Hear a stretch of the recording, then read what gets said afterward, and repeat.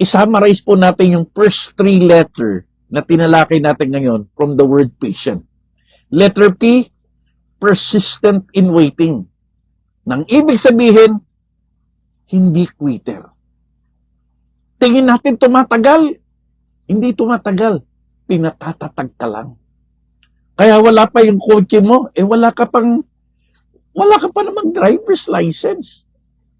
Kaya wala pa yung kotse mo, hindi ka pa nga marunong mag-drive. Kaya wala pa yung kotse mo, wala ka pa nga garahe.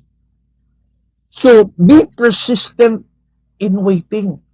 Kaya hindi ka pa napopromote, hindi ka pa naman marunong sumunod at magpasako. Letter A, anchored in hope. Meaning, hindi ito wishful thinking. Hindi tayo umaasa sa ayuda, sa politika, sa mundo at sa tao. Ang inaasahan natin ay ang Diyos na tapat. Na kapag nagsalita ang Diyos at nangako ang Diyos, tutuparin niya yan. And lastly, time trust. God's clock, not our clock. Huwag tayong magmadali. Huwag tayong mainit. Hintayin natin yung perfect timing ng ating Panginoon. So, challenge sa ating lahat. Sa lahat ng mga nakikinig at nanonood ngayon, ano man yung hinihingi mo sa Diyos, ano man yung pinagpipray mo kay Diyos na parang, ang tagal ang bagal naman, naiinip na ako. Ito challenge ko po sa inyo. Number 1, you are not stuck. You are being strengthened. Hindi ka nakatenga. Piling mo, parang nakalimutan na ata ako ng Diyos, napabayaan na ata ako ng Diyos. Hindi na ata ako dinidinig ng Diyos. Hindi po. You are not stuck. You are just being strengthened. Pinalalakas ka lang ng Lord. Number 2, you're not delayed. You are just being developed.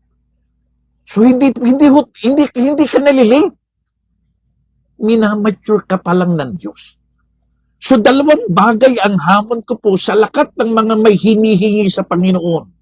Sa lakat ng may mga pangakong pinangahawakan niyo, tila ang parang tingin mo yung nadidelay na, tumatagal na, naiinip ka na. Point number 1, you are not stuck. You are just being strengthened. Number 2, you are not delayed.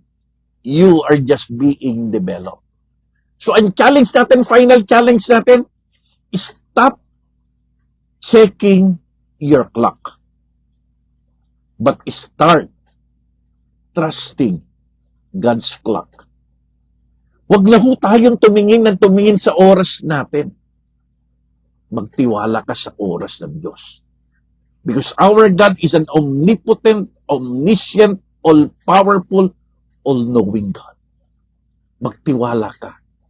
Yung hinihingi mo, darating sa tamang oras at tamang panahon. So bilang pagbabakas sa ating Wise Up, patience, staying strong while waiting long. Patience is faith, refusing to panic. Yan ang ibig sabihin ng patience. Isang pananampalataya na matatag, matyaga, matapang, matibay, matapat, sumusunod, naglilingkod, at hindi nagpapanik. Dahil alam niya God is in control. Waiting seasons are training seasons. God's delay are never empty. They are full of purposes.